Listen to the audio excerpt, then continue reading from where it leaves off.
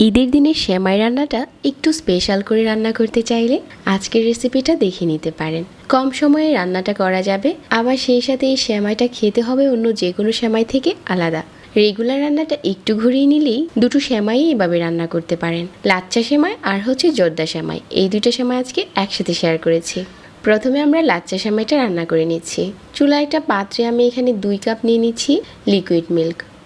এই লিকুইড মিল্কটা খুব কম সময়ে ঘন করার জন্য এখানে 1/4 কাপ পাউডার মিল্ক দিয়ে দিচ্ছি। এর জন্য সেমাইয়ের স্বাদও বেড়ে যাবে অনেক বেশি। তারপর এখানে কিছু গরম মশলা দিয়ে দিচ্ছি, এলাচ, দারচিনি আর তেজপাতা।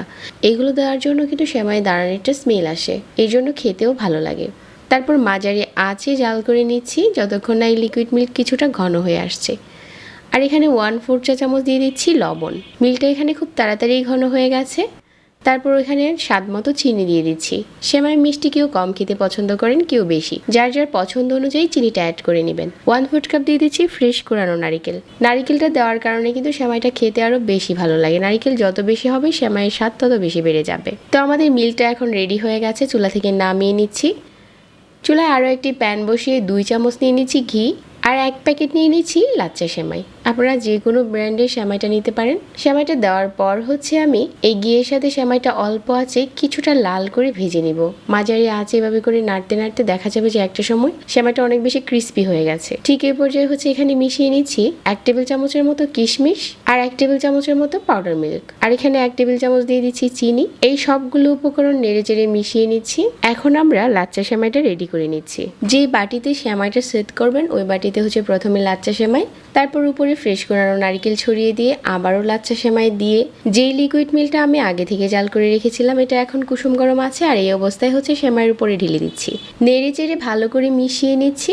আর পরিবেশন করার জন্য উপরে আরও কিছু সেমাই জোর জোরে করে দিয়ে দিচ্ছি আর কিছু কিশমিশ ছড়িয়ে দিচ্ছি। আমাদের দারুণ স্বাদের লাচ্চা সেমাইটা রেডি হয়ে গেছে। এইভাবে করে অল্প সময়ে স্বাদ বাড়িয়ে আপনিও এবারে ঈদের সেমাইটা রান্না করতে পারেন। এখন 1 চামচ সেমাই আমি উঠিয়ে দেখাচ্ছি যে এটা ভিতরেও কতটা সফট আর দেখতে কত দারুণ হয়েছে। এখন চলুন আমরা জর্দা সেমাইটা রেডি করে নিই। আজকের এই জর্দা সেমাই রান্নার জন্য আমি 1 প্যাকেট চিকন সেমাই নিয়েছি। এই সেমাইটা প্রথমে আমি হাত দিয়ে ভালো করে ভেঙে নিচ্ছি যাতে অনেকটা গুঁড়ো হয়ে আসে। সেমাইটা ভেঙে নেওয়ার পর চুলায় পাত্র বসিয়ে এখানে 1/4 কাপ দিয়ে দিচ্ছি ঘি। আপনি চাইলে এই সেমাইটা তেল দিয়েও রান্না করতে পারেন, তবে ঘি দিয়ে রান্না করলেই বেশি মজা হয়। 4টার মতো দিয়ে দিলাম এলাচ। তারপর সেমাইগুলো দিয়ে বেশ কিছুক্ষণ সময় নিয়ে ভেজে নেব।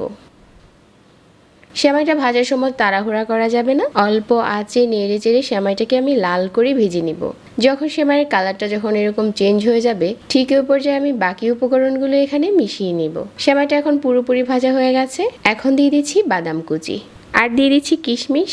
1/4 চা চামচ লবণ দিয়ে দিচ্ছি। বাদামটা দেওয়ার পর আরও একটু ভেজে নিচ্ছি। এখন এখানে স্বাদ মতো চিনি দিয়ে দিচ্ছি আর ফুটন্ত গরম পানি দিয়ে দিচ্ছি এখানে আমি 1 কাপ। 1 প্যাকেট সেমাইয়ের জন্য 1 কাপ পানি নিচ্ছি আর এখন ঢাকনা দিয়ে ঢেকে অপেক্ষা করছি 5 মিনিট। এই সময় চুলার আঁচ একদম কমিয়ে রাখতে হবে আর এই 5 মিনিটেই আমাদের জর্দা সেমাইটা সিদ্ধ হয়ে যাবে। যখন 5 মিনিট পর ঢাকনাটাকে সরিয়ে এভাবে করে নেড়ে দিচ্ছি আর সেমাইগুলো দেখা যাচ্ছে যে অনেকটাই ঝরঝরে হয়ে গেছে। এখন আমি এখানে 1/4 কাপ দিয়ে দিচ্ছি গুঁড়ো দুধ। গুঁড়ো দুধটা দেওয়ার পর আবারও নেড়ে চেড়ে মিশিয়ে নিচ্ছি আর এখানে ফ্রেশ কোরানো নারিকেল দিয়ে দিচ্ছি 1/2 কাপ। এই জর্দা সেমাইয়ে নারিকেলটা দিলে খেতে আরও বেশি মজার হয়। আমাদের জর্দা সেমাইটাও রেডি হয়ে গেছে। এবারের ঈদে সহজ রেসিপিতে দুটো সেমাইয়ের রেসিপি শেয়ার করলাম।